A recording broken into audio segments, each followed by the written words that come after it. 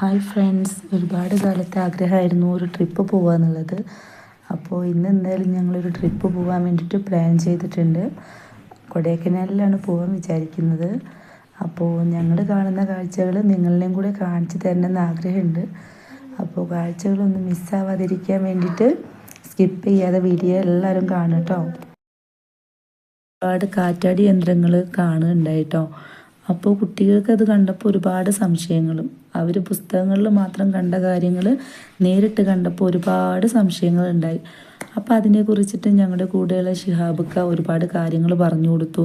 അത് വൈദ്യുതി ഉണ്ടാക്കുന്നതാണെന്നും അത് 3 കറക്കം കറങ്ങി കഴിഞ്ഞിട്ടുണ്ടെങ്കിൽ ഒരു വീട്ടിലേക്കുള്ള ഒരു മാസത്തേക്കുള്ള വൈദ്യുതി ഉണ്ടാവും എന്നൊക്കെ അവർക്ക് ഒരുപാട് ക്ലാസ്സൊക്കെ എടുത്ത് കൊടുത്തു.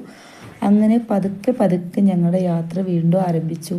കുട്ടികളൊക്കെ ഭയങ്കര ഹാപ്പിയാണ്. അങ്ങനെ പോകുന്ന വഴിയിൽ പഴനിമലയും ഇടുമ്പി ക്ഷേത്രവും ഒക്കെ കണ്ടു കേട്ടോ.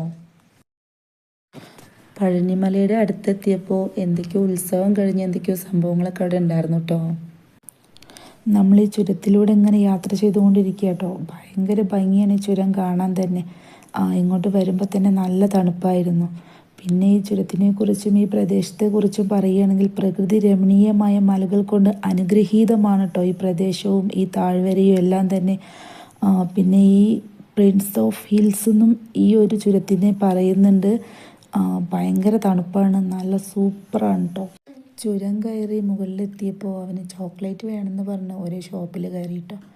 അപ്പോൾ ഒരുപാട് ചോക്ലേറ്റ് കണ്ട് എന്ത് വാങ്ങണമെന്നറിയാതെ അവനിങ്ങനെ ആലോചിച്ച് നിൽക്കുമായിരുന്നു. പിന്നെ ലാസ്റ്റ് മാഷ്മെല്ലോ മതി പറഞ്ഞിട്ട് അത് മേടിച്ചു.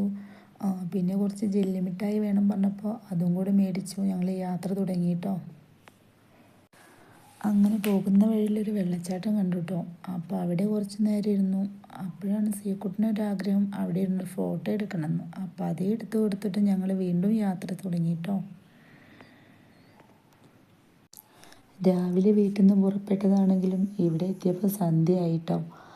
അപ്പോൾ ഞങ്ങൾ റൂമൊക്കെ ഒന്ന് കണ്ടുപിടിച്ച് ഒന്ന് ഫ്രഷ് ആവട്ടെ. അപ്പോൾ നെക്സ്റ്റ് വീഡിയോയിൽ കാണാം കേട്ടോ. Okay, by.